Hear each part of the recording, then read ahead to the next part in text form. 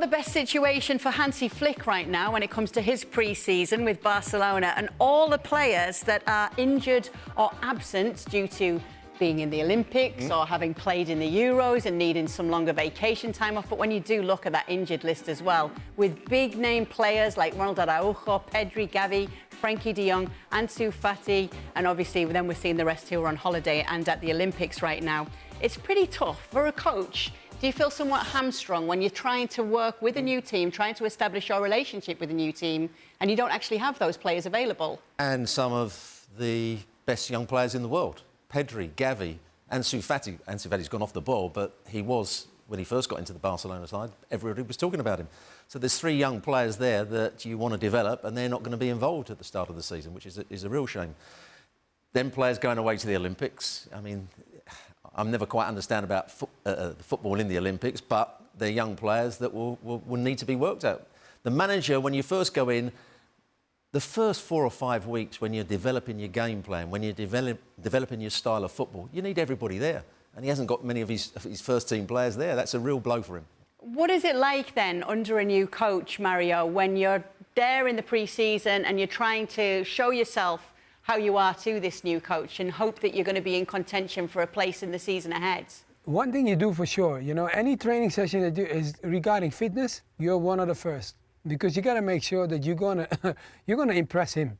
You all focus on, I want to impress him because I'm not going to be it's going to be difficult for me to be in the starting 11, but I want to be right there.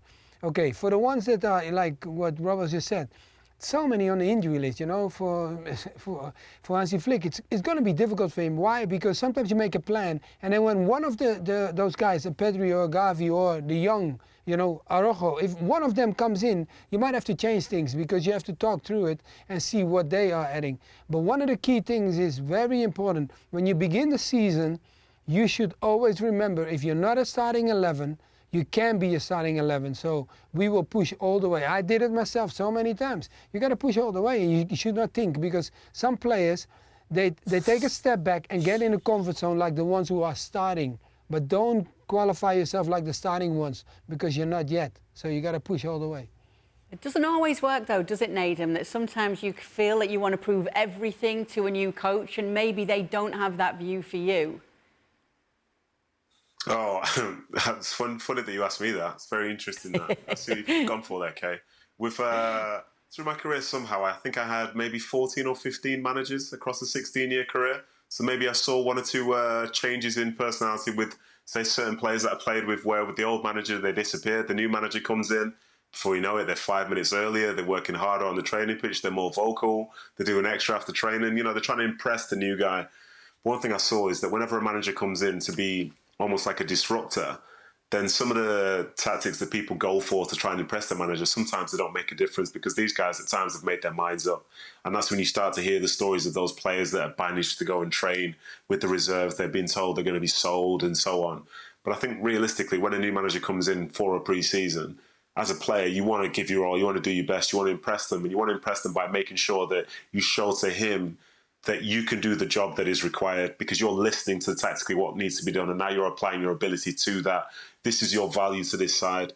I think for some of those players that are going to be missing, you know, they start on the back foot. You don't know the manager, you don't know what he wants. And I think the pre-season, every manager that joins the club halfway through a season, they always say they're keen for that pre-season so they can really get their ideas across. And for some of those guys, getting phone calls, getting emails saying this is how we want to play, it's not the same as being out there on the training pitch. So all those players that do get the chance to do it, you'd argue they're ahead as far as, say, the way the manager perceives things, because he can see them and know that they can do the job that's required.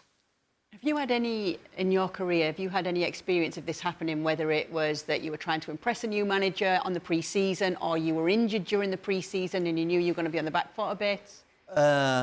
Absolutely. When I was at Arsenal, I'd had 5 good years there, and they changed the manager. I had a great relationship with Terry Neal and Don Howe. I'd been away with I was meant to be with the England squad in 1986 at the World Cup and had this injury that was causing me a problem. When George Graham came in, I was injured and didn't play particularly well in the first 4 games. I then had to have an operation, and while I was having the operation, he decided that he wanted to sell me. So the change of manager didn't do me any good on that occasion. I went to West Ham. And the same happened, and I'm going to mention your old mate, Bobby Gould. You know, I was captain of Coventry and player of the year. You know, everything was going well. Bobby Gould came in, and I had a slight injury, and I couldn't go to the training camp that he'd done at the army camp, as he often did. And we fell out, and he put somebody else as captain because I hadn't turned up for this army camp, and it all fell apart. So change of managers can change the outcome for players so much. And the players that are out of favour can suddenly get back in favour because it's a new manager. Before I do go on to ask you about Barcelona this season, it'd just be interesting to know, Mario, if you yourself have been in a similar situation as well. Yeah, I think I had it at Chelsea, for example, when Vialli changed. And, you know, like, when a new coach comes in, like the guys highlighted, you know, there are some of the players, like it's funny that Robbo said it and Nathan said it. Some of the players that normally don't play at all, oh my God, they're running past you. They're dribbling people on the training ground. And then when you see them in the weekend of the game, they do exactly the same what they did before. And that's why sometimes they don't even make it to the first team.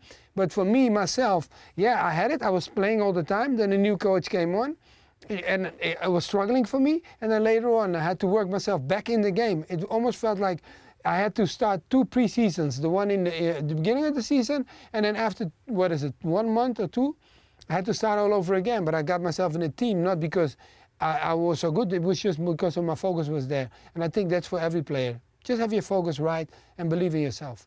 Let's get to Barcelona's season ahead then, because obviously Hansi Flick is up against it, not just because of these players that are missing, but also he's up against the Real Madrid that have just brought Kylian Mbappe in. Yeah, and you have to go back to Hansi Flick at Bayern Munich and the style of football that he played there, which was high intensity, on the front foot, fast tempo. They played a high line where they were almost on the halfway line, which Barcelona have done at times. But if they don't get the press right, and it happened to him when he was the German manager, then they get caught out with balls in between their defenders, balls over the top of their defenders. And if you're not working with the 11 that you really want to start with, you know, that's going to be a major problem. Because these are things, if you're going to change the system and change the way you play so much, you've got to do it day in, day out on the training field and make sure the players know exactly what they've got to do. And if those players are coming in, having not worked in the pre-season, it's going to be tough for him. What does your gut tell you? They're going to struggle. They're going to struggle for the start. They'll be OK. They'll probably come second in the end, but I think Real Madrid will win it. All right. Well, we will get a look at Barcelona, albeit without some of their key players, against Manchester City on Tuesday, 7 Eastern. You can catch that game on ESPN and ESPN+.